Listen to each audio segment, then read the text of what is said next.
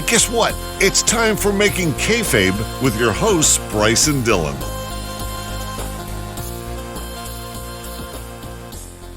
Hello and welcome to the Making Kayfabe podcast, the podcast that rebooks professional wrestling's biggest missed opportunities in a way that makes sense. It's your two boys, Bryce and Dylan, here to take you through an Olympic-sized rebooking today, and in fact a very highly requested episode from the listeners as well. Today we are rebooking the retirement of Kurt Angle. But hey Dylan, how are you? I'm perfectly excellent. Perfectly excellent. That's really good. I feel really good. I feel really good. Do you want to know a secret? Yes. Kurt Angle's my favourite wrestler of all time. Is that a secret? Yeah. Didn't you tell that to everybody? Didn't you get a big t-shirt that says, I think Kurt Angle is the greatest wrestler ever, and wore it around town? Podcasting is an audio medium though. You can't that's right. That's a fair point. I love Kurt Angle and I've wanted to do this episode for a hell of a long time, and like it's one of the ones that was requested quite a lot from the kind of the survey we put up about what's going to come in season 3, and got a fair few requests on it, so I'm delighted to go through it. The Making Kayfabe listeners, they've been quite vocal about Kurt's career on our Twitter page at Making Kayfabe. We asked people for their thoughts ahead of the rebooking and kind of favourite moments of Kurt's career, and they let us know. Kyra and Kai at Dorkside OT Ring, they mentioned Kurt versus HBK. Excellent match, excellent feud. Yeah, incredible build up to it as well. And they also mentioned his feud and rap battle with John Cena. You remember that? Yeah. Fucking hilarious, man. My name's Kurt Angle, and what the heck? I want to go medal with a broken freaking neck. I mean, the man's a genius, a lyrical genius. Lyrical genius, honestly. You talk about great songwriters, Lennon, McCartney, Angle, you know. Angle. He only needed to do it once. How many songs does he have? Somebody, like, you see that? Lennon and McCartney wrote a shit ton of songs. Kurt Angle only had to do one. Oh, he had the HBK one as well. Speaking about Angle and HBK, he had the... what is it? He's a sexy Kurt. Yeah, the sexy Kurt, yeah. The Angle Make Slam, your ankle hurt. the Ankle Lock, Marty Jannetty, still can't walk. And also, he played the guitar with Steve Austin one time, remember? He did. So he did get a little cowboy hat. We were, the tiny cub. We were joking about Kurt Angle being a lyrical, but clearly he is actually musical genius. Did you hear Kurt Angle's song on the? I cannot remember what it was, but he had like there's an album that WWE released, and it was like superstars singing their own songs, and like it's original material. And Kurt Angle has a song called "I Don't Suck." Have you heard that? No. Oh, dude, you need to hear this. It's incredible. Is it better or worse than the Randy Savage song? I mean, they're both in a class of their own, I think. Yeah, exactly. Away from all the other music.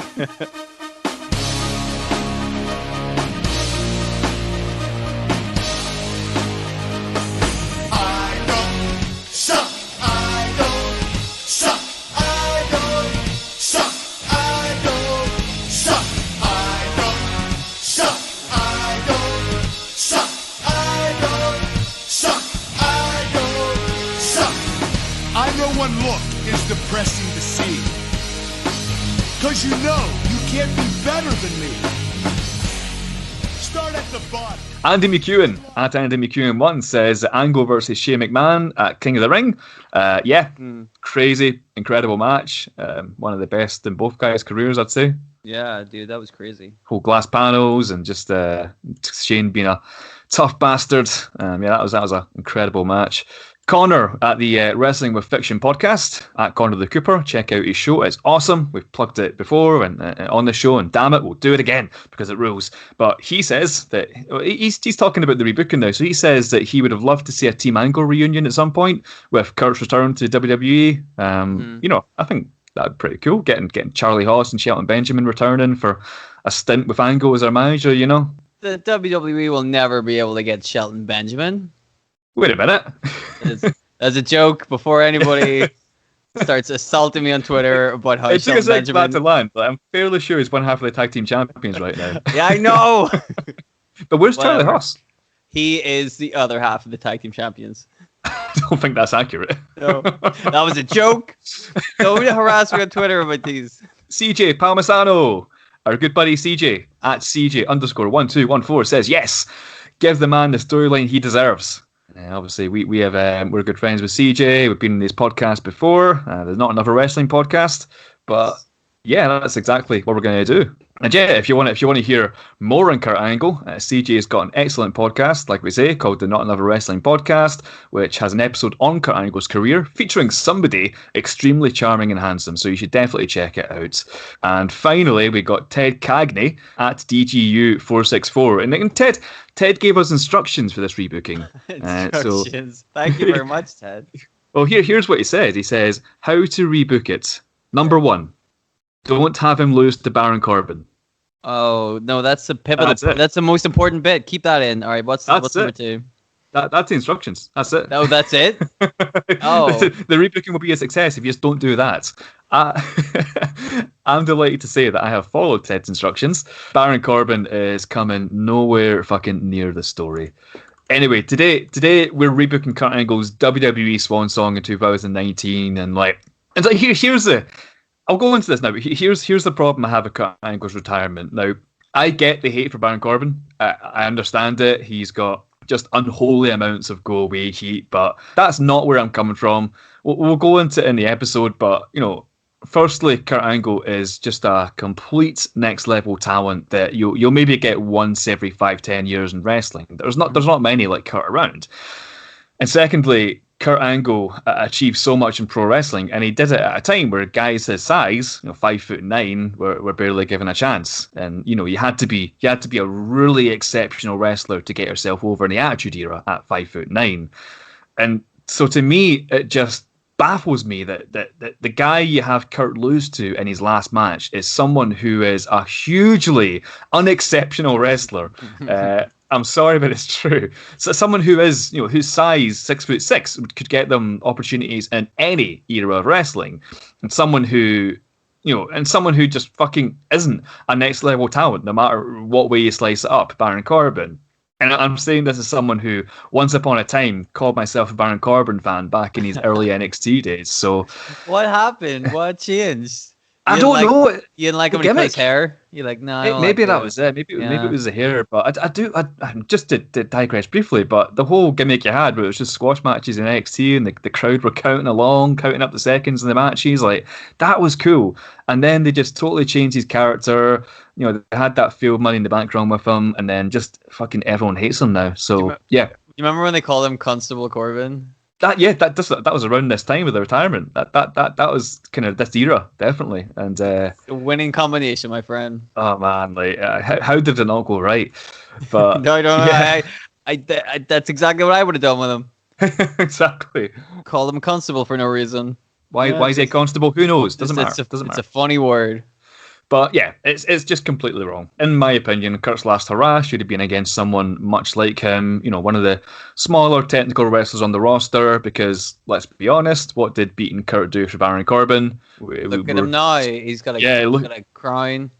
He's in the exact same place. Corbin? Yeah, he's exactly the same place. Yeah, basically, he's now King Corbin, which, again, makes no sense. But, oh boy, like we say, it's basically forgotten about a month after it happens. But, if it was a wrestler who needs a massive accomplishment like beating Kurt Angle, it could have taken them from miles. But anyway, fucking hell, the episode hasn't even started yet, and I'm kind of showing my hands. So, should I take you into a little bit of history for old Kurt Angle?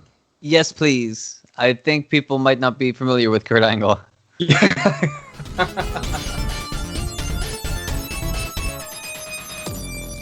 So you make a good point. I'm not going to go hugely in depth into Kurt Angle's whole career because, like you say, it's a long ass career. And if you're a wrestling fan in the last 20 years, you'll probably know who Kurt Angle is.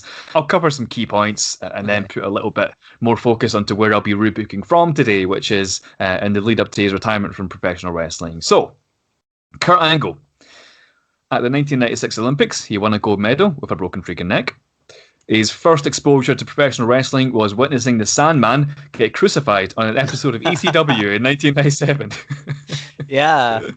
Good start. Yeah. He didn't seem to be a big fan. I can't believe that. That was the first thing he saw, and he was like, I don't like this. I'm like, yeah. Well, it generally turned him off wrestling for years, because I think he was actually originally offered a contract after winning the Olympic gold medal, and then he saw an ECW show and he's like, fuck this. This is going to do horrible things for my career. So he didn't think about it for another couple of years. And he made his first WWE appearance in 1999 on Sunday Night Heat, beating up Tiger Ali Singh after Singh offered Kurt $500 to blow his nose on the American flag. Tiger Ali Singh. Boy, now there's a guy. He is a guy. Well, I don't know. I think he's two small children in like a suit. Maybe. I mean, if you've ever seen him wrestle, he wrestles like two children in a man suit. Okay, not good. Yeah, you don't really hear much about Tiger Ali Singh these days, do you? But for good reason. Speaking of someone else you don't hear too much about these days, he made his in-ring debut that year at Survivor Series, beating Shawn Stasiak. Planet Stasiak. He took on a heel character, promoting the use of the three I's: intensity, integrity, and intelligence, and just generally being the guy the fans love to hate. Kurt won his first WWE title in his rookie year, became King of the Ring, and then just had loads of feuds with huge names like The Rock, Steve Austin, Triple H, Scotty 2 Hotty, The Undertaker. He'd soon go on to become one of the go-to guys for having an excellent match with anybody on the roster, and probably one of the quickest developing professional wrestlers of all time. Over the years, he'd have incredible matches with Shawn Michaels, The Undertaker, Chris Benoit, Eddie Guerrero, Brock Lesnar, winning the WWE Championship another 3 times, but then started picking up, a gazillion injuries along the way, which unfortunately led to an addiction for pain pills because the guy was basically in constant agony. He was in rough shape with all those injuries, man, like especially with his neck. He was getting like numbness in his fingers and shit, like scary stuff, basically, very scary stuff. In 2006, he was drafted to WWE's version of ECW, where he didn't get time to do much other than beat 7 shades of shit out of Just Incredible. Before that's what I remember. Before being released by WWE in August for health reasons, which kind of essentially was down to the injuries I noted and the addictions that were cropping up.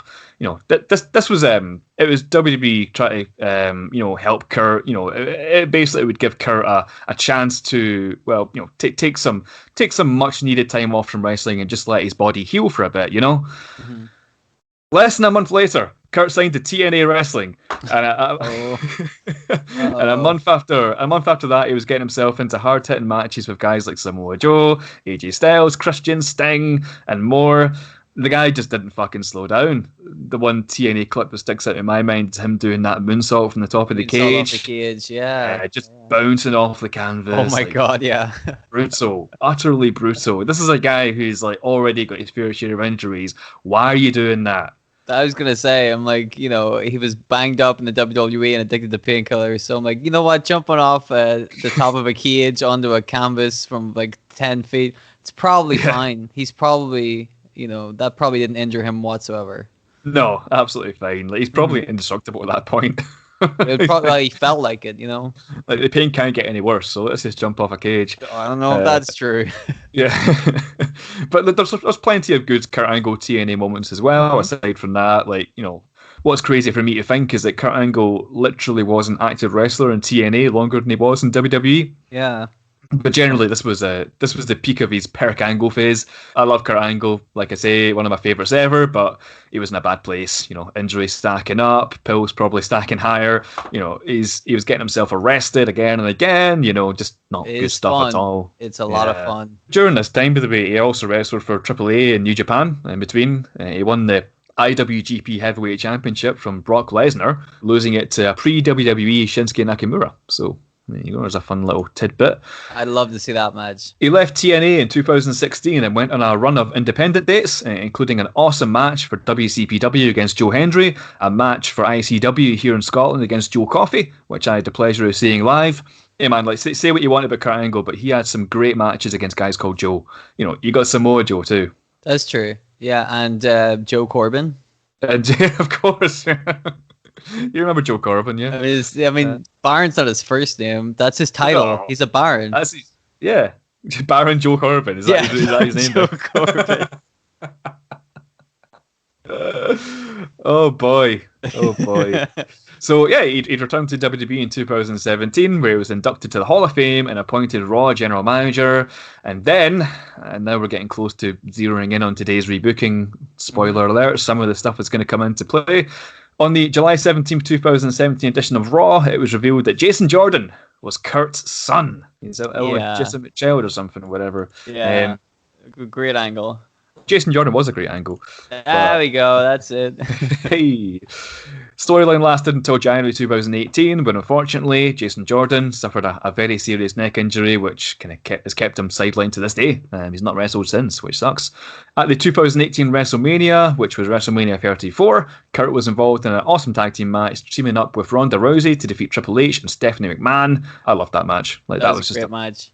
Yeah. Great match. Like just so much better than anyone expected. With essentially two non-wrestlers in there, like Rousey, Triple H.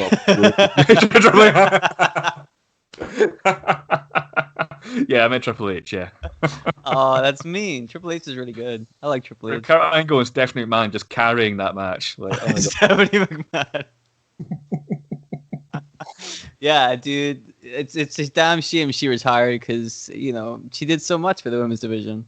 So much. After the victory, Kurt was sent away by Stephanie McMahon, meaning that he was no longer GM, where a newly bald Baron Joe Corbin would take a manager. Constable. It was Constable Joe Corbin at this point, sorry. Constable Baron Joe Corbin. just add like names on. Yeah, that's a new game. That's a new game we're playing at the end of the show. Constable Baron Tiger Ali Corbin. Yeah. Tiger Ali Corbin. Oh dear. Angle returned later that year as an active wrestler and had some notable matches, one of which was winning a Battle Royale on Raw, eliminating Baron Corbin last. During the whole thing, Kurt Angle was dressed as a conquistador in the big gold suit. I don't know if you remember that. No, I haven't seen that, but I'll have to check that out. Nice. I think it's because he's not meant to be Kurt Angle, and he unmasked after the match. He's actually Kurt Angle. He's not a conquistador.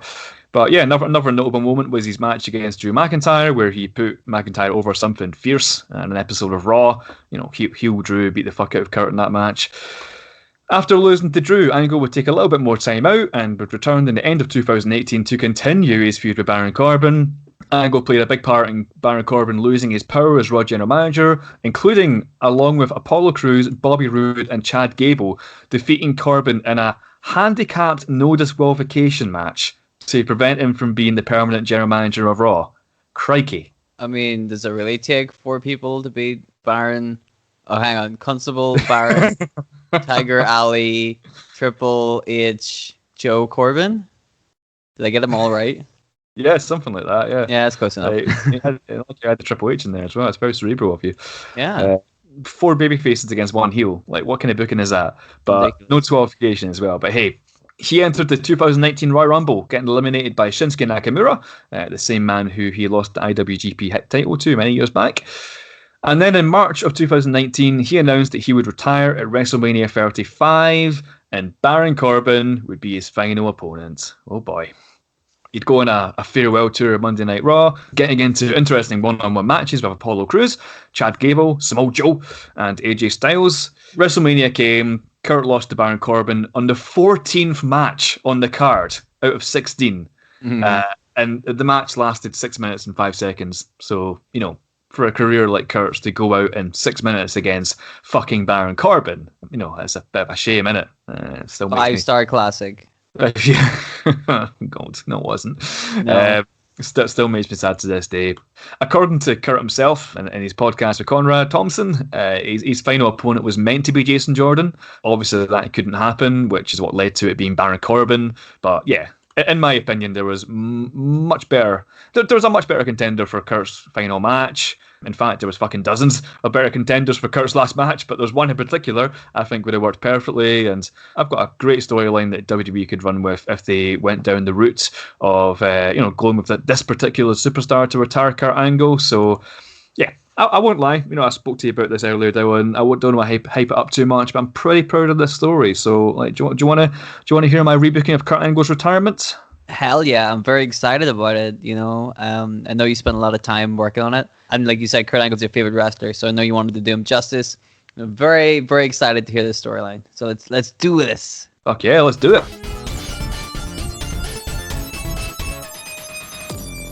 So I'm going to start off by saying, like, I've got nothing against Baron Corbin, but fuck Baron Corbin, all right? I'm not gonna fuck him. No, don't do that. No, don't do that.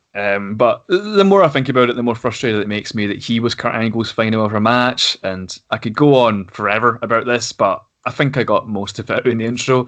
But regardless, but Baron Corbin's not going to be Kurt Angle's last match in this rebooking. He's going to come just nowhere fucking near the story. So before we get started, can I just hazard a guess on who I think his final opponent's going to be? Yeah, go for it. Who do you think it's going to be? Sean Stasiak.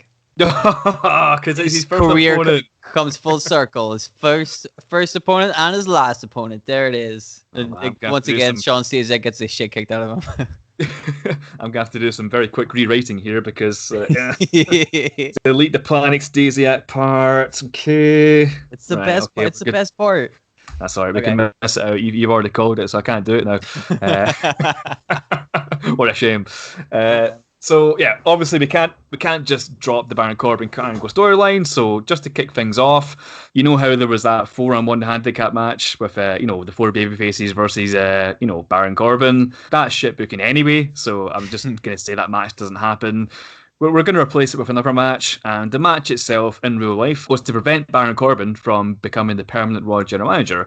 So, it makes all the sense in the world to just make it Kurt Angle versus Baron Corbin.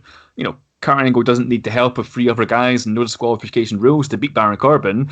Have Kurt versus Corbin on the December 17th, 2018 Raw instead, and have Kurt beat Corbin. And that means A, Corbin doesn't have to become Raw General Manager, B, babyface Kurt Angle prevails over the heel Corbin, and C, Kurt Angle doesn't need to spend another 4 months feuding with Baron Corbin. It just baffles me that feud went on so long. It was forever that feud lasted. So now that's out of the way, we can move on to how WWE could have booked Kurt Angle's retirement to be more successful, meaningful, and fitting of, in my opinion, one of the greatest professional wrestlers of all time. So we don't need to mention Baron Corbin again. In fact, I will not mention Baron Corbin again. This is the last time I'm going to say the name Baron Corbin. Can I still say it?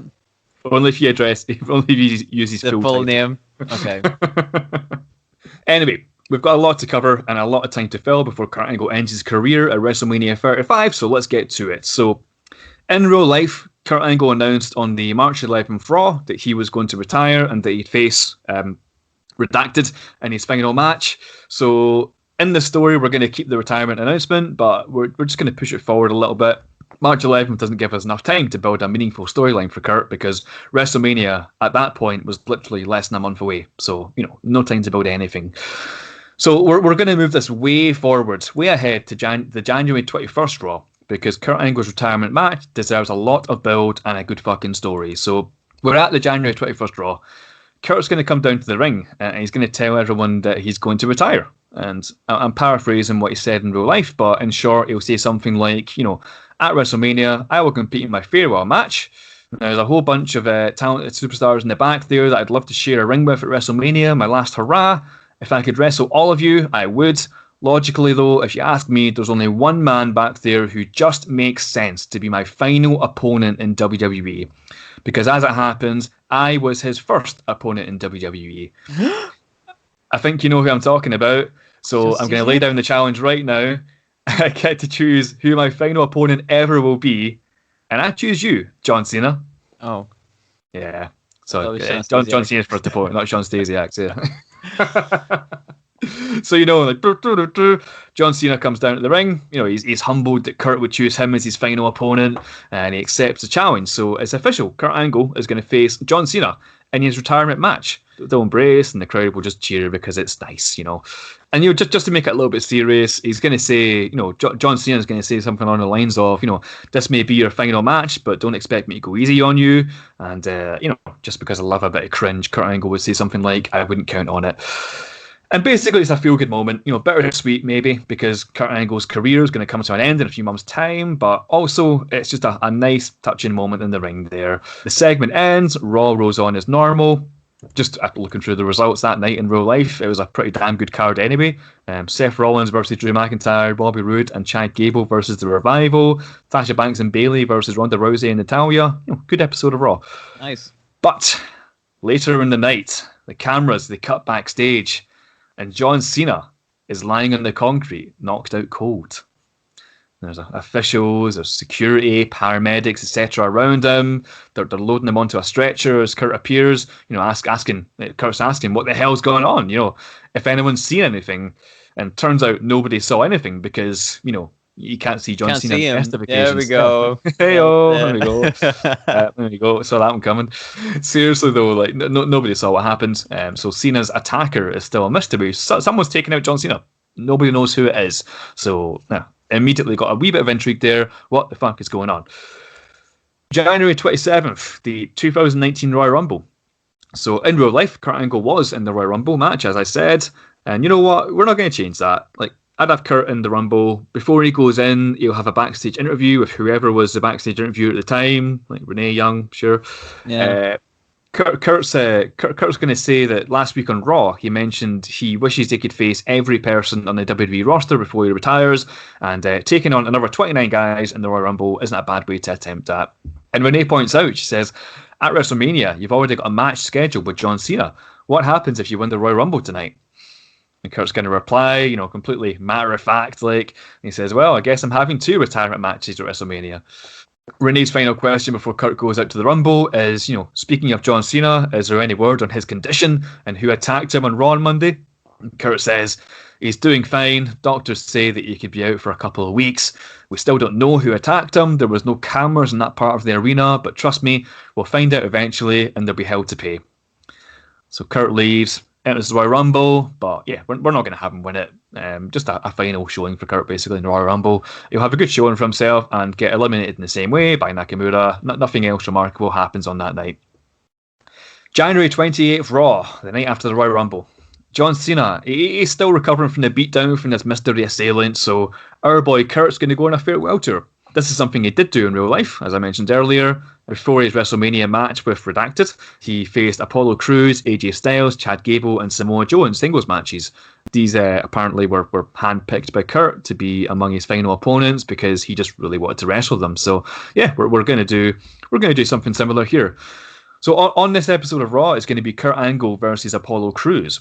And we won't focus too much on the match. It will obviously be a decent match between 2 very talented dudes, with Kurt winning in the end. But it's what happens later that night, which is the most newsworthy part. So as Raw continues, we cut backstage to later in the show, and Apollo Crews has been laid out backstage. He too has been attacked by a mystery assailant. And again, he's stretchered away. Again, Kurt asks who did it. And again, nobody knows. It's a total mystery. Somebody's out here attacking Kurt Angle's opponents, and again, it's a real mystery. And whoever the mystery assailant is keeps leaving their calling card behind, a gold medal. I don't understand who this could be. Who could it be? Gold medal every time. Yeah, from the 1996 Olympics as well. That's very suspicious. Very suspicious. Mm-hmm. That's not part of the story for listening. That's just a joke. Don't buzz me on Twitter about this. Yeah, you're going to get a lot of grief on Twitter after this. Like. Oh boy. February 4th Raw. So Kurt says, he's shaken from the event last week. But he's still going to continue his retirement tour. So this week he's going to face Samoa Joe, and again another good match. But later that night, Samoa Joe, he's been knocked out cold in the backstage area. He's stretchered away. Whoever's doing this has now taken out John Cena, Apollo Crews, and Samoa Joe. So 3 men who, strangely, have had dealings with Kurt Angle. What the fuck is going on? February 11th Raw. This week it's Kurt Angle versus Chad Gable. Again, another match that did happen in real life during Kurt's retirement run. I'm not deviating from real life too much here. Just like the last couple of matches, Kurt Angle beats Chad Gable in a good match. But crucially, Monday Night Raw ends without anyone attacking Chad Gable. So Chad Gable, he's fine. He's unscathed. Absolutely dandy. Healthy, Monday Night Raw, February 18th. Yeah, it's my birthday. We're going to see the return of John Cena. And he's pissed off. John Cena is furious that he and 2 other superstars have been taken out by this mystery assailant. And so he confronts Kurt Angle, and he's asking if Kurt set this up. And Kurt denies it. He has no idea who's attacking these guys. Cena, he asks Kurt if he has any enemies. And Kurt's all like, I'm Kurt Angle. I've made a few enemies over the years. But, they do both note, though, that Chad Gable wasn't attacked last week after his match with Kurt, so maybe the mystery assailant is stopped.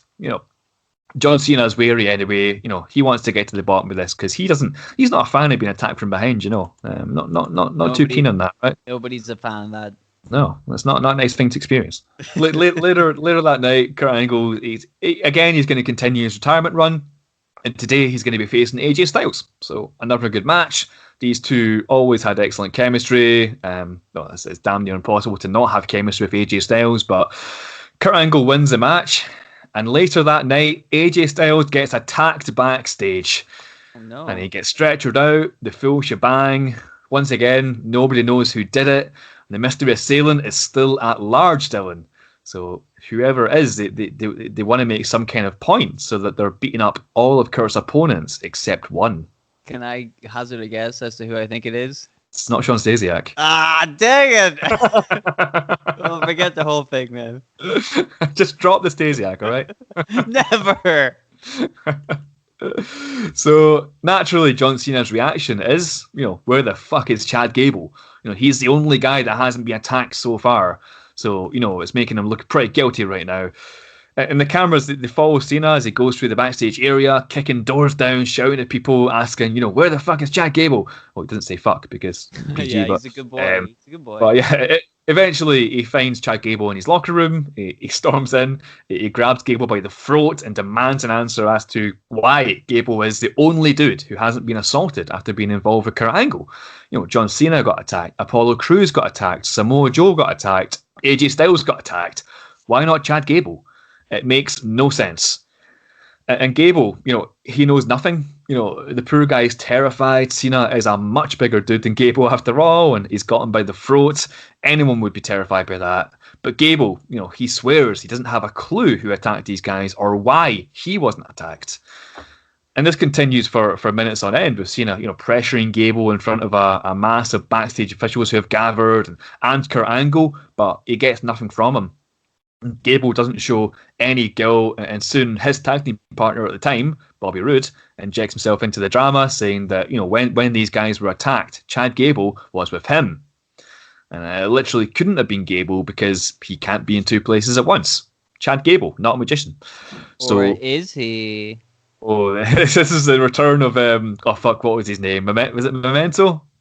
Oh, Phantasmo. Phantasmo, yeah. Was it Phantasmo? I think Phantasmo's right, yeah, because it's PH, wasn't it? That's right, yeah, you're right. But yeah, so it's not Phantasmo. So Cena, he begrudgingly accepts the alibi. It couldn't have been Chad Gable attacking these people because he was with Bobby Roode. And he says that, he's still going to be keeping his eye on Chad Gable. I believe you, but I don't trust you. And Raw ends, and we go to next week. So we still don't know who the mystery assailant is as we go on. What if they never reveal who it is? Yeah, just end it here. Somebody gets next week. I'm making kayfabe. A bunch of people get the shit kicked out of them, and they're like, "Oh my god, what's gonna happen?" And then they just move on and never talk about it ever again. Yeah, just drop it. Yeah, it wouldn't. It's like WWE to do that. They have done it a few times. They actually would. Spoilers, right? You're correct. They totally would do that. Yeah. Thank God they're not rebooking this. But, well, they booked it the first time. I mean, yeah, but that's why we're here. But yeah, okay. February 25th Raw. We still don't have a clue who the mystery attacker is, but John Cena, he's got a plan. He's going to catch this guy tonight. He's backstage like a big net, like, I'm going to catch him. Yeah, he Sherlock puts Holmes cap. Yeah, he puts like a little trap. He's like, here's free sweets. And there's sweets in the middle, and he's standing behind like a box with a rope. Like, whenever this guy takes a bit, I'm going to drop the net over him. Is that what happens? No, but that is still better than what did happen in real life, so you get points for that. Like, oh, cool! I'm finally getting points. Yeah, like 30 episodes in, you've not got any points. Like, well done. Oh, you haven't given me any points. This is ridiculous. Yeah. There you go, 1 point. There you go. Thanks. Yeah. Not even points, just point. But yeah, so Kurt Angle, he's going to go out to the ring to continue his farewell tour, and John Cena, he's going to be ringside for the match. And whoever his opponent is, John Cena is going to accompany them to the back, win or loss, and sit with them until Raw is over. So that way, if the mystery assailant shows up again to attack Kurt Angle's latest opponent, then they're going to have just a whole lot of Cena to get through first. So pretty smart, right? And so that's what happens. Kurt Angle comes out, and this week he's going to be facing Bobby Roode. So they wrestled many, many times in TNA, so by all rights, it should be a good match. And John Cena, like he promised, he sits at ringside for the match, and he's keeping his head on a swivel for anyone who looks dodgy, suspicious, And the match goes down without a hitch. Kurt taps out Bobby Roode with the ankle lock. As the referee raises Kurt's hand in victory, John Cena is going to help escort a limping Bobby Roode to the backstage area. The cameras are going to follow him all the way backstage until he gets to Bobby Roode's locker room. Cena sits him down on the bench and closes the door, and he just waits patiently for this mystery assailant to come and try and take out Bobby Roode, because they ain't going to do it when Cena's there. Not at all. Cena's wanting to catch this guy.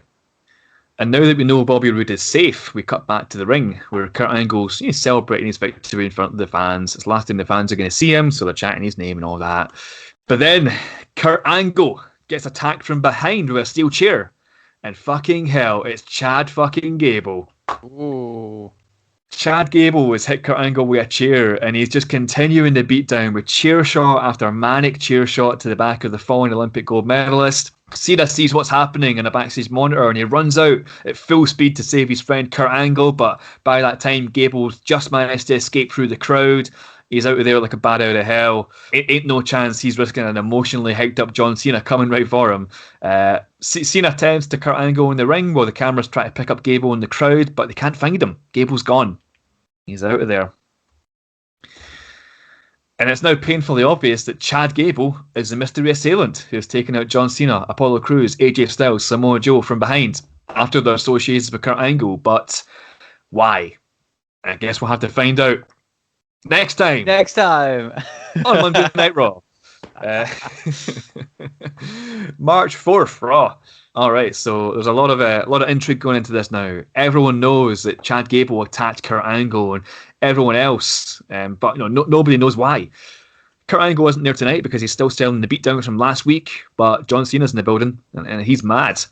And we're going to get Gable coming out this week to cut a promo in front of the live crowd. But to protect him, to ensure his safety, he has a full security team come out with him. And I'm talking like full security, like not your standard pro wrestling security of 3 guys who can be taken out by one strong babyface. I'm talking like 20, 30 guys. They're going to position themselves up and down the entrance ramp and at every side of the ring. Nobody's getting through these guys. Gable is safe to speak his mind tonight. No one's going to attack him. And Gable's going to say, I know you're all wondering why I did what I did last week and what I did in the previous weeks. So now that I'm sure nobody's going to cut me off, thanks to all these security guards here, I'm just going to speak some truth. Listen up, because this is the justification for my actions, and I'll be damned if you don't all agree with me that I did the right thing. Kurt Angle, I'm just going to say it, you are my freaking idol, man. You were my inspiration to go to the 2012 Olympics in Greco-Roman wrestling. You were my inspiration to start a career in pro wrestling. When things got rough in my career and people looked down on me, it was you who inspired me to keep on going, because you were just like me. You showed me that being a smaller guy with an exceptional repertoire of mat wrestling techniques can get you right to the top of the pro wrestling game. So whenever people told me that I was too small, I'd tell them, well, I'm the same size and weight as Kurt Angle, and look what he accomplished. And I'm just saying this so that you people here have some context, because Kurt, he knows all of it. Kurt and I have spoken many, many times about how I grew up idolizing him. And hell, if he didn't take it from me, then he would have heard it from his son, who I tagged with for years and years.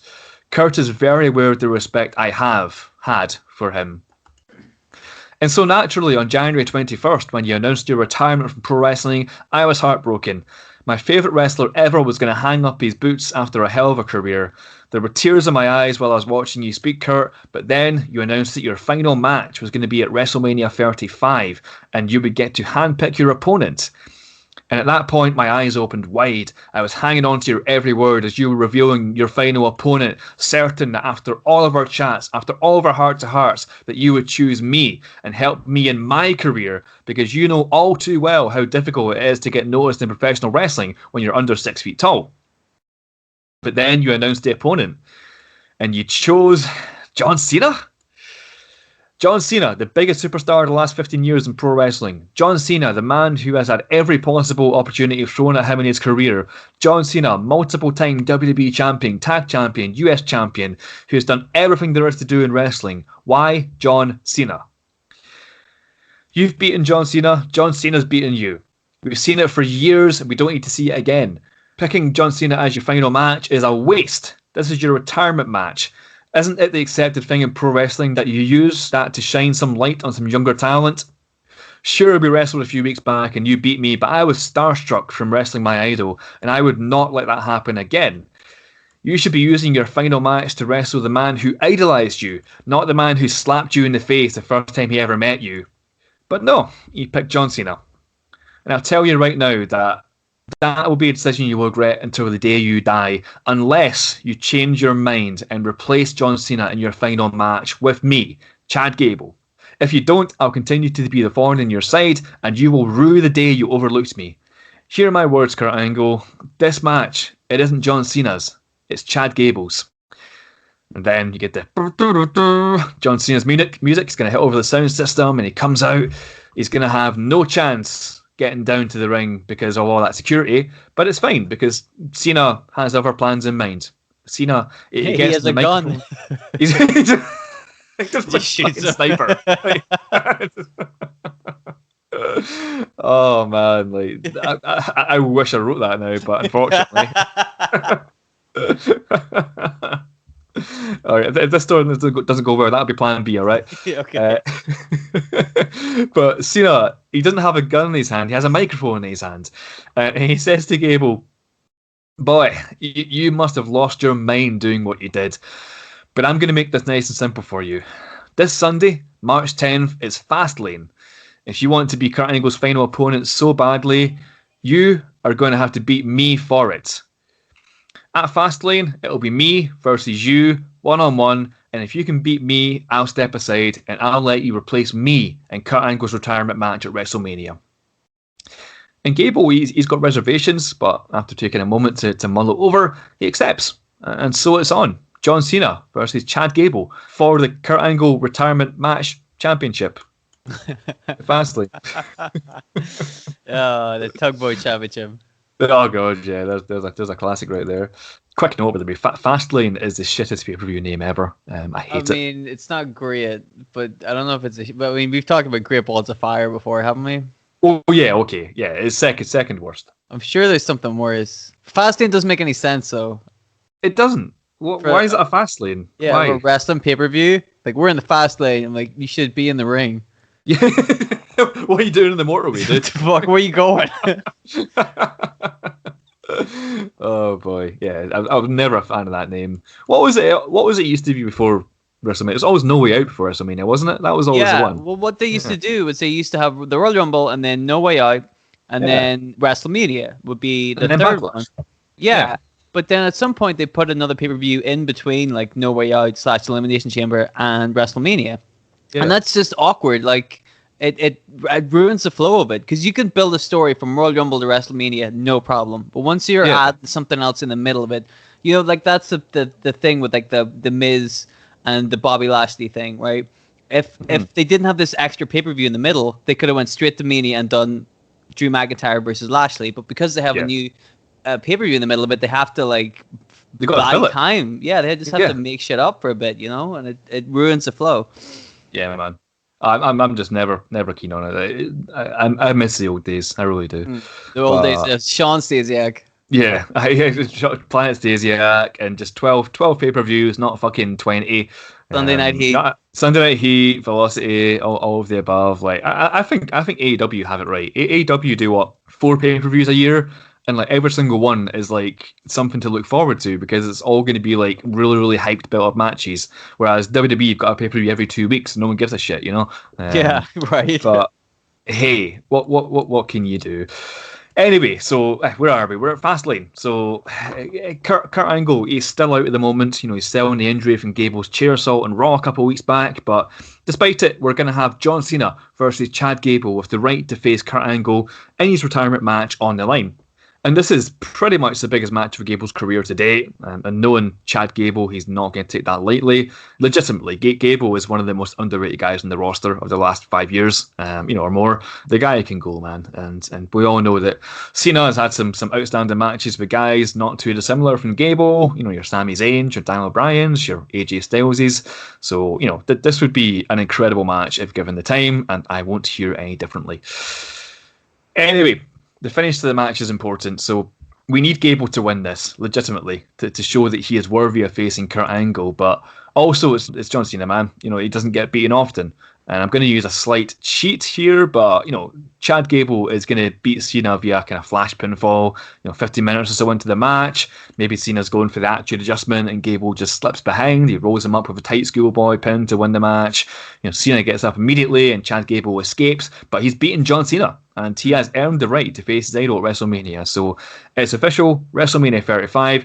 Kurt Angle's retirement match is now going to be against Chad Gable. So there you go. Monday Night Raw, March 11th, and now we are in the run-up to WrestleMania. In real life, this is where Kurt Angle announced his retirement. So, you already see, through everything I've booked up to now, in real life, he was just in a wasted feud with, your man, Redacted. Your man. Yeah, your boy, the constable. Boy. He's not my boy. Oh, he's nobody's boy. Let's be honest. Yeah. Well, he's one person's boy. Actually, we put up a poll on Twitter at Making Kayfabe, and I'm pretty sure one person voted for Baron Corbin as the ideal final opponent for Kurt Angle. Can I just say to put this on the record? I was going to vote on that poll and vote Baron Corbin just to be a dick, right? But I didn't. I voted for Daniel Bryan, and somebody else had voted for Baron Corbin. I'm like, wow, nice. Now you don't even have to do it. I think it literally is one vote. The poll's still ongoing as we talk about this, but John Cena got 43%, Chad Gable 32%, Daniel Bryan 23%, and Baron Corbin 2%. So see, he's still in the mix. He's got a chance. But I mean, that's a poll for ideal final opponent. Ideal, really. It's got to be Joe Corbin. Yeah, good God.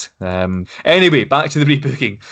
Like I say, so we are in the run-up to WrestleMania. There's only 3 more Raws to go until the big show, so we're going to put the final things in place for Kurt Angle versus Chad Gable. And let me tell you, there's going to be one more interesting swerve that will reveal itself soon, bro. Is that a clue? No, it's not. I couldn't resist saying swerve and not saying bro after. You have to do it once every podcast. Yeah, got to be one swerve, bro.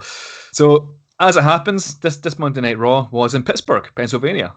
Handy, because this is going to obviously make Kurt Angle the biggest hero, and the Pittsburgh crowd will obviously just treat Chad Gable like just the biggest cunt, So Angle's gonna come out to start the show. He's still recovering from his steel chair assault, and he's gonna cut a promo on Gable.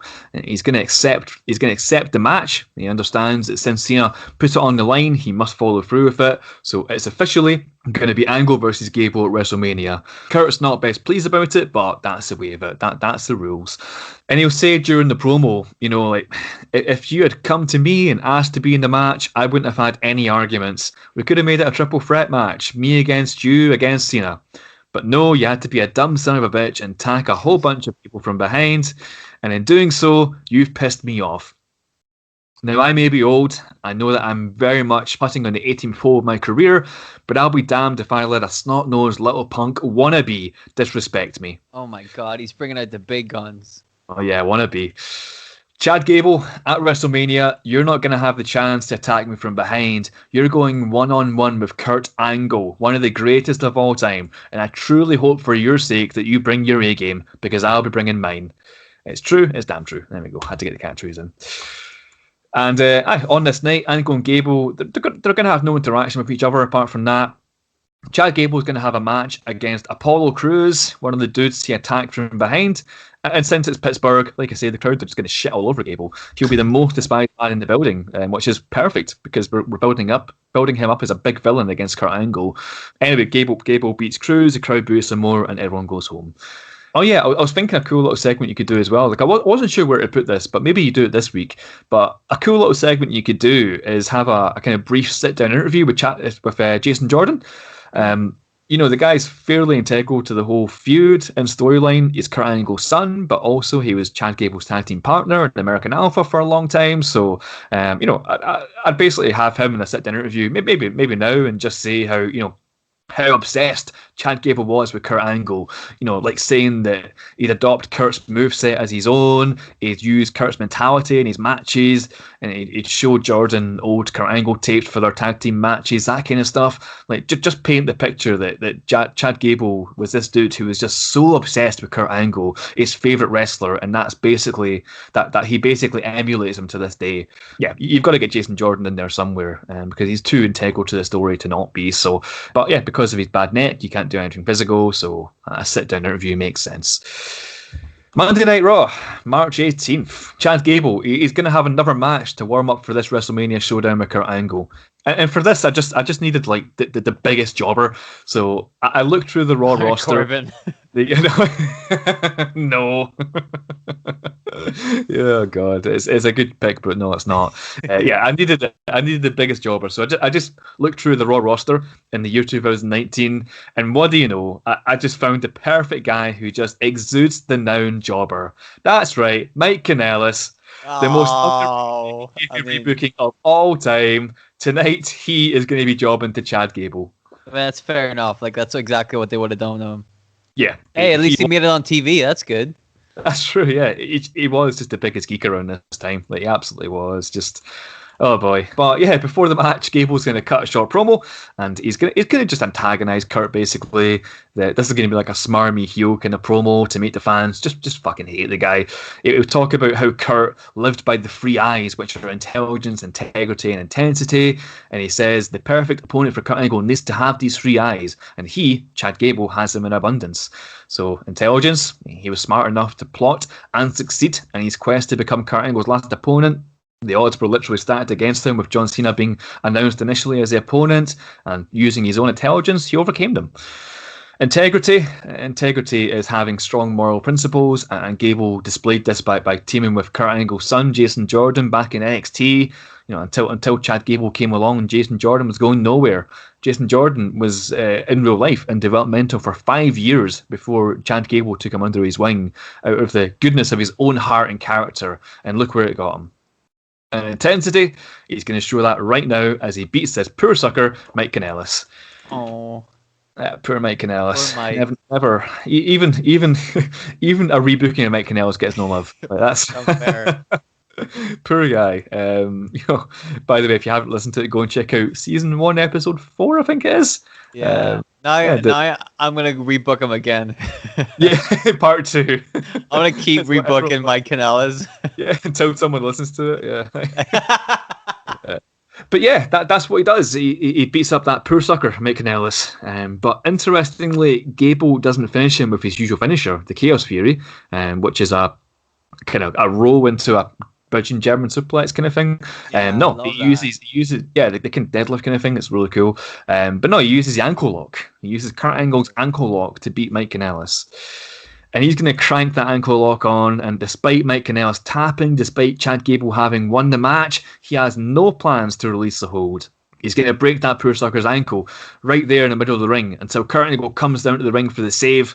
He chases Gable off, and Kurt gets in the microphone and he says, "Really classy, Chad Gable. You beat this guy using my move. You talk about your intelligence, but you forgot who excelled in intelligence before you'd even laced up your wrestling boots. And that's me, Kurt Angle. I've got something up my sleeve for WrestleMania that you don't know about, and it's something that I promise you will not like. You'll find out next week what I've got planned." So he's got a big announcement about the WrestleMania match, but what could it be? We'll have to find out next week on Monday Night Raw. Yeah, we did it again. We're milking that joke. Monday Night Raw, March 25th. Kurt Angle comes down to the ring to reveal his big announcement, and he's about to speak into the microphone when he's interrupted by Chad Gable's music.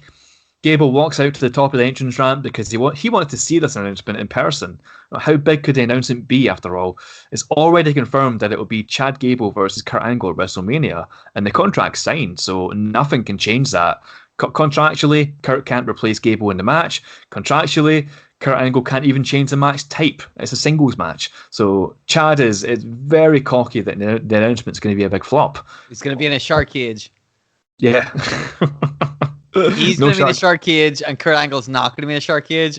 How's it going to work? If there's any one way to find out, tune into WrestleMania this week. Shark cage. Just like Gable's outside the ring in the shark cage, and Kurt Angle's in the ring, so he gets counted out. Yeah, I don't know how it's going to work at all. I just thought it would sound funny. I thought if I say it out loud, I'll figure it out, but no, I still have no idea how that works. You're coming up with a great new match every week. What was it last week? The fucking underwater ladder match or something, right? Yes, I forgot about the underwater ladder match.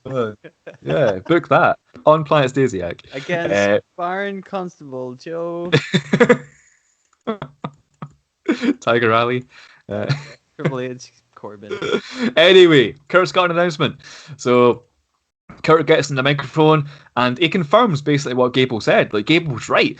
Kurt can't choose another opponent, but what Kurt Angle can do is choose the referee. So Kurt Angle announces that at WrestleMania it'll be him versus Chad Gable in a singles match with special guest referee John Cena. Oh. And Cena comes out and he does the whole "you can't see me" thing to Chad Gable. Gable's furious. You know, he wanted Kurt out of this match, and while Cena isn't in the match, he is now officiating it at WrestleMania. And we see Gable kind of fuming away as Raw goes off the air. He is angry. Monday Night Raw, April 1st. Happy April Fool's Day. It's the final week before the big show. WrestleMania is in just 6 days, and Chad Gable, he needs a tune-up match to make sure he is in top form for Kurt Angle. So this week, we're going to have him face a random jobber. We'll have him face a fairly big name who didn't actually have a match at WrestleMania. Somebody who is not deemed important enough to be part of WrestleMania 35, but someone who has credibility, that Gable would look good beating. And also someone who's connected with Kurt Angle. Shelton Benjamin. Ooh. Of course, Kurt Angle's former protege in Team Angle. So it's Chad Gable versus Shelton Benjamin, but before the bell rings, it's announced that for this match, there will be a special guest commentator and a special guest referee. The commentator is Kurt Angle, and the referee, of course, is John Cena. So John Cena claims that he has to warm up for WrestleMania, get some practice in before the big show. That's why he's refereeing this match. Because you got to practice to be a referee. It's you hard. Got to learn. You got to practice free, man. Yeah, you got to learn. You can't learn on the job. That's ridiculous. You have to. You can't. Not at WrestleMania. You got to know what you're doing before you turn up, buddy. Years of training. Exactly. So during the match, like, Cena, he's gonna fuck with Gable a little just to get laughs from the crowd. Like, maybe he'll intentionally fast count Benjamin's pinfalls and forget to see any of Gable's pinfalls. Get in the way of Gable when he's bouncing off the ropes or something like that kind of stuff. Just generally being a bit of a prick, but in a funny way. It's all for nothing though, because Chad Gable, he's too damn good. Gable gets Benjamin in the ankle lock, Benjamin taps in agony, and Cena, he's just forced to ring the bell. After the match, Gable stands up and he walks straight over to John Cena. He slaps him hard in the face.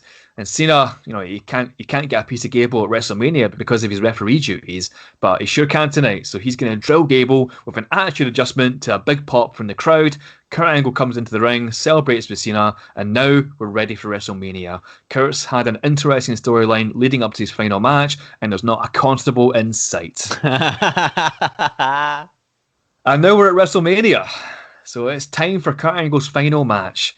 He's going to go up against Chad Gable with John Cena as special guest referee, and this is a big match. It involves two of the biggest names in the 21st century of pro wrestling, and a youngster who is just insanely talented and who has just been horrendously underappreciated in Chad Gable. So Kurt Angle, let's be honest, he wasn't at his complete best in the last months of his career. The poor guy's body was breaking down. He was slower, but let me tell you something. He was still Kurt Angle.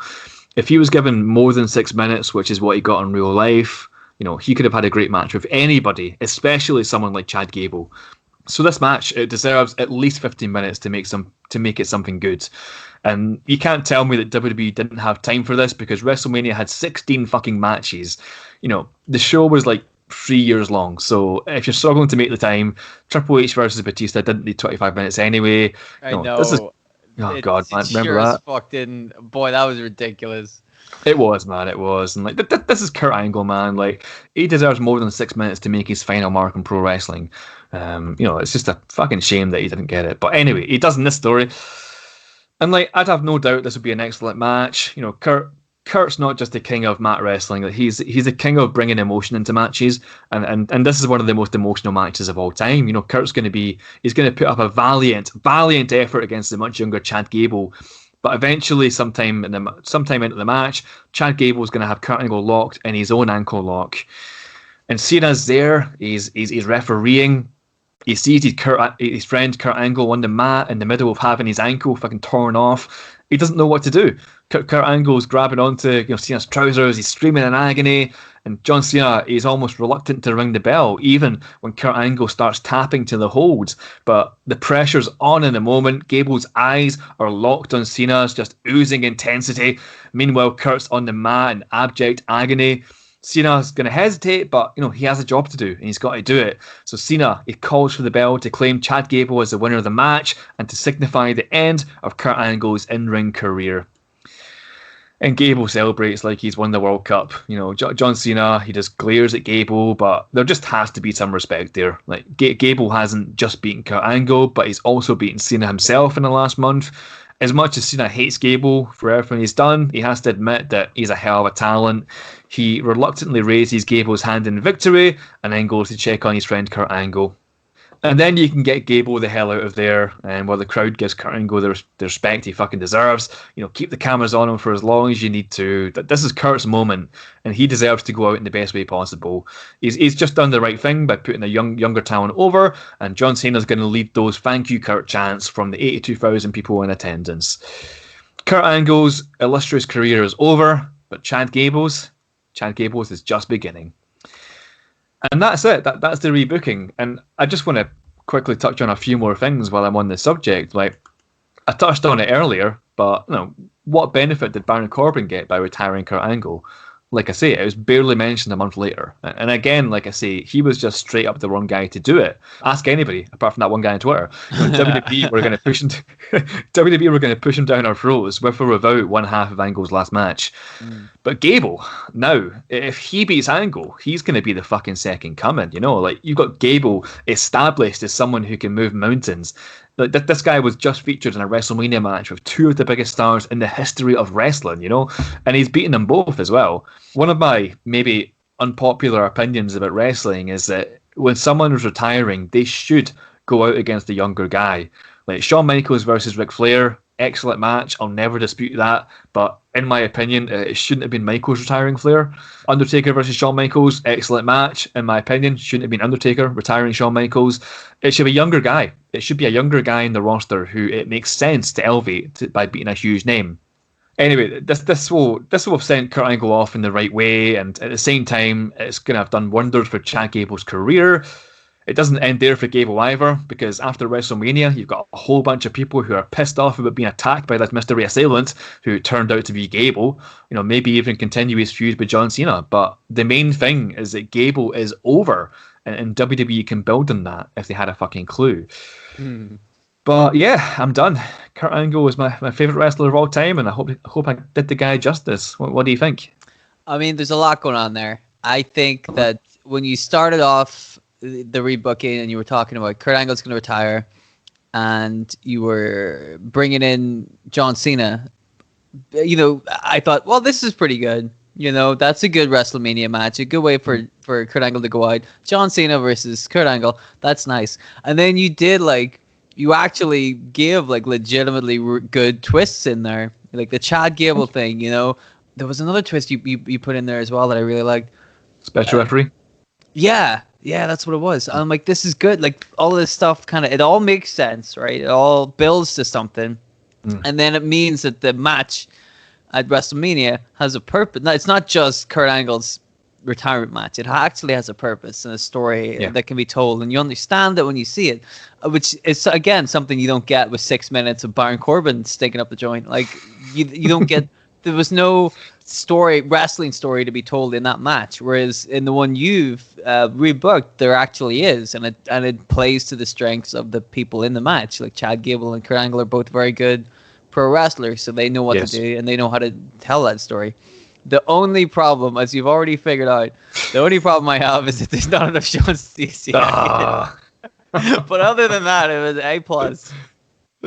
Yeah, but there's no Sean Stasiak, but also there's no Baron Corbin, so those two can level each other out, It right? balances out. Yeah, exactly. Yeah. Also, I like how you were like, Shawn Michaels shouldn't have retired Ric Flair to be a younger guy. I'm like, oh, is this stuff is this the next rebooking?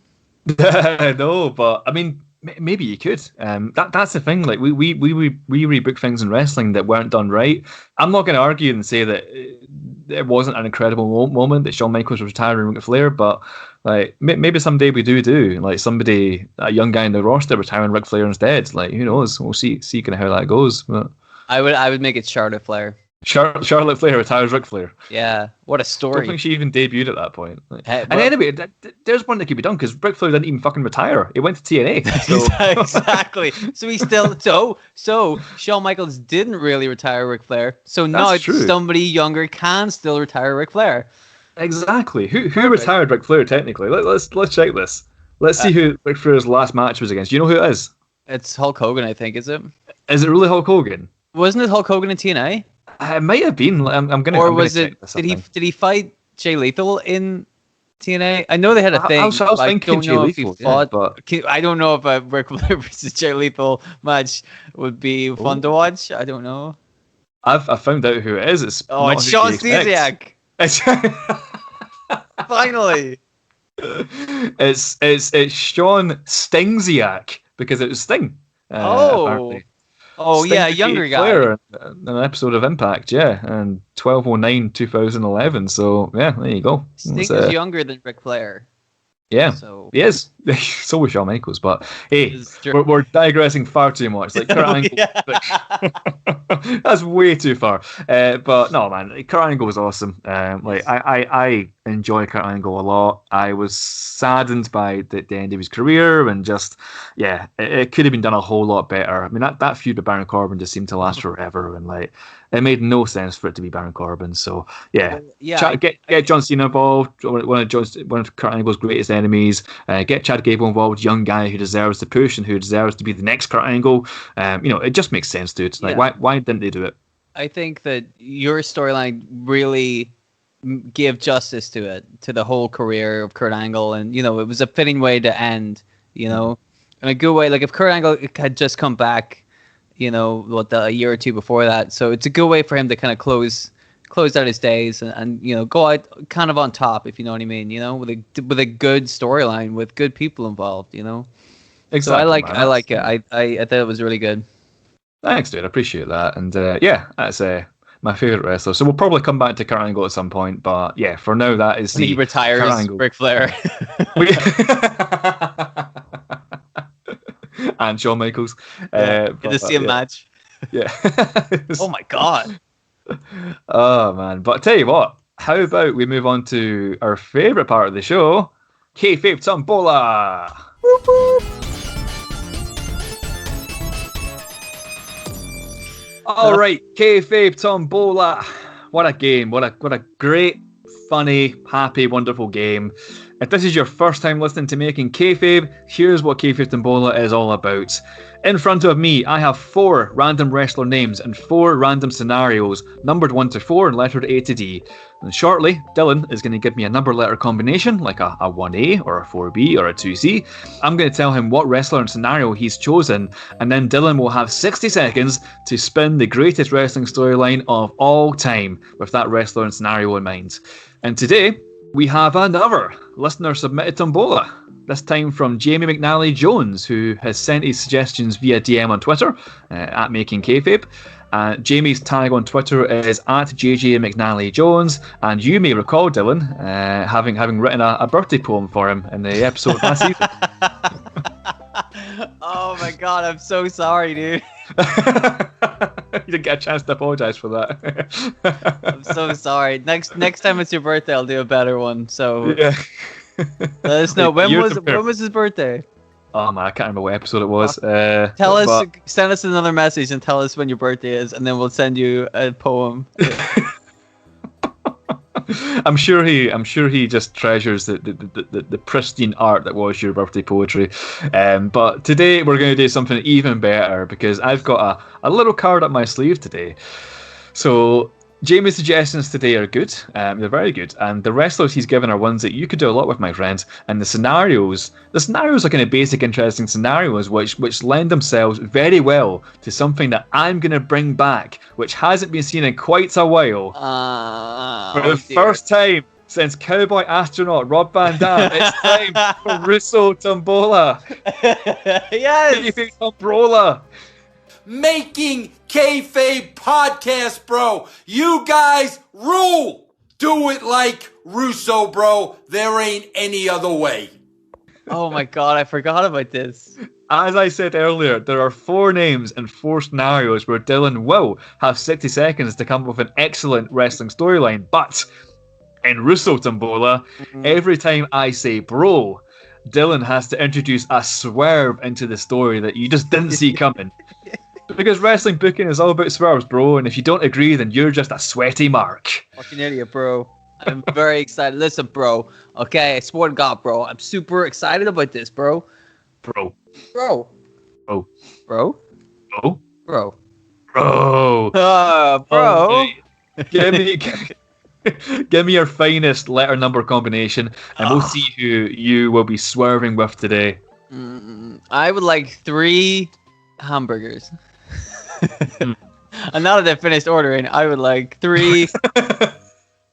I'm gonna go with 3B. 3B. B for bro. Yeah. Bro, 3 bros. Me and you and Vince Russo, the 3 bros. All right, so do you want to know who you could have had? Yes, please. You could have had Adam Cole. Ooh. Didn't get him. You could have had Keith Lee. Okay. You didn't get him. You could have had Roman Reigns. I see what you did there. You didn't get that. You're gonna like who you did get, actually. You got Kevin Owens. Okay.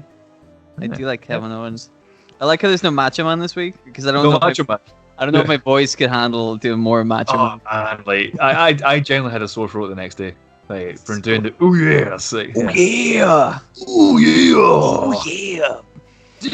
snap into a Slim Jim.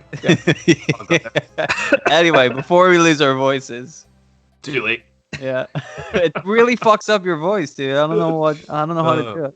Anyway, so you got Kevin Owens, and the scenarios you didn't get first. You could have got Kevin Owens wins the Royal Rumble. Mm-hmm.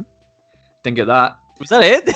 Yeah. Wins the Royal Rumble. There's no grab hands. There's no like. Hey, we're going simple today. It's going to work really well for the Russo Tombola. I like it. So you didn't get that. Okay. You could have got Kevin Owens takes over WWE from Vince. Oh, okay. You didn't get that. Mm-hmm. You could have got Kevin Owens wins the Money in the Bank briefcase. Okay. You didn't get that. Oh, You got, Dylan, here's what you got for Kayfabe Tombola today. You got Kevin Owens has an undefeated streak for a year. Ooh. But I have to keep swerving it. Yeah. Oh, anytime I say bro, you got to swerve it. So is it a year? Is it a week? Is it a month? Is it who knows? But So the scenario is Kevin Owens has an undefeated streak for a year. yes. Okay.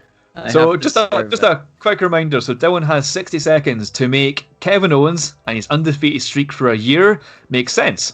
And normally that's very difficult. But during these 60 seconds, I'm going to make it even more difficult. Because every time I call out bro, Dylan will have to introduce an immediate swerve to his storyline. Just whatever he's saying, he has to swerve it. Dylan, are you ready? Yeah. Because I am not. I need to get my timer up too. I have no idea what the fuck I'm going to do. But hey, as we always do, right? Just start the clock. Russell. Yeah, I'll just start. This is what Rizzo does. This is how he bugs. I'll just start talking, and after 60 seconds, we'll go with whatever I said. There we go. That sounds good to me. So, all right. So you're gonna have 60 seconds down to tell me all about Kevin Owens and his undefeated streak for a year. Okay. And anytime I say bro, you're gonna have to swerve that storyline. So I'm gonna count you down. I'm gonna say 3, 2, 1. Russo, that Tombola. Okay, so Kevin Owens, he goes on a undefeated streak. Well, it starts off, he's like, I'm fed up with this shit. I need to start winning. So what he does is he buys like a suit of armor. You know, D'Lo Brown used to wear the big chest protector. Bro. You remember Kevin Owens and D'Lo Brown are the same person. And with this realization, Kevin Owens uses the almighty powers of D'Lo Brown to frog splash, because they both do a frog splash. Oh my god! And then they buy the chest protectors, and that helps him. The knowledge he gained from being D'Lo Brown comes to him these days, and that helps him win lots of matches. So he, but then he remembers that he was never D'Lo Brown at all, and that was a trick put in his mind by an evil scientist. And who was that evil scientist? What? No. So he wins a match, and he beats the scientist, and it was Sean Stasiak. Am I out of time? Yes, you are. It was Sean the evil scientist was Sean Stasiak all along. By the way, nothing about that had anything to do with an undefeated streak. No, definitely. You're absolutely right. I mean, I can't remember, but the last time we done Russo Tombola, I'm pretty sure had nothing to do with Rob Van Dam being a cowboy astronaut. So, like, oh dear. Well, you know, Kevin Owens, D'Lo Brown, same guy. I like that. That was good. It started off hot. You know, I'll admit there was a little. Might have dipped a little at the end there, but it started off hot, you know. Hey man, anything that ends with Sean Stasiak being the evil scientist is good in my mind. Oh boy, I like that. That was good. That was fun. That was excellent. Yeah, it's been a long time since we've done Russo Tombola. It's probably a season and a half. So yeah, I like to bring it back every now and then and just bro it up, swerve it up, brother. I do like it how you just every so often you'll just pull it out of the bag when I'm not expecting it, you know. Spontaneous Russo. All right, that was excellent. Thanks again to Jamie McNally Jones. We appreciate your support, brother. Thanks for listening to the show, dudes.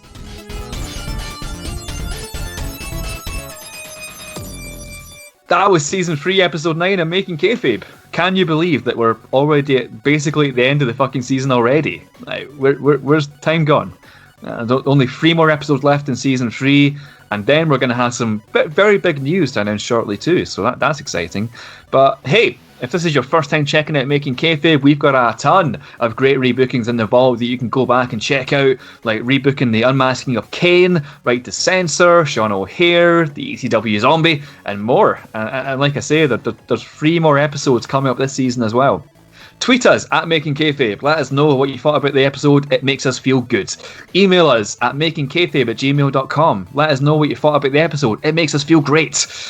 Leave us a 5-star review or a thumbs up or whatever the fuck is the equivalent of whatever you listen to us on. Yeah. Like, what is it, man? Like that makes us feel sexy awesome. And you know, it also helps us out, gets more listeners checking out Making Kayfabe, which is cool. So yeah, leave us a review. Dylan, you're back next week with one of your own rebookings. And what are you cooking at the moment? You got any clues for us? I mean, I feel like it's got to be Kevin Owens, D'Lo Brown becoming the same person, right? you got to expand on that. But oh god, the people want to hear about it. But in case people don't want to hear about that one in particular, I might do a couple of other things. You know, the thing that I have in mind for next week is pretty heavy. You know, you could really go crazy. All right, looking forward to that, dude. But Kayfabers, old and new, we fucking love you guys. You know, your support means the world to us, so thank you for checking out our show. Please leave us a cheeky 5-star review on wherever you're hearing this on, and we will see you next week for another sexy, awesome edition of Making Kayfabe.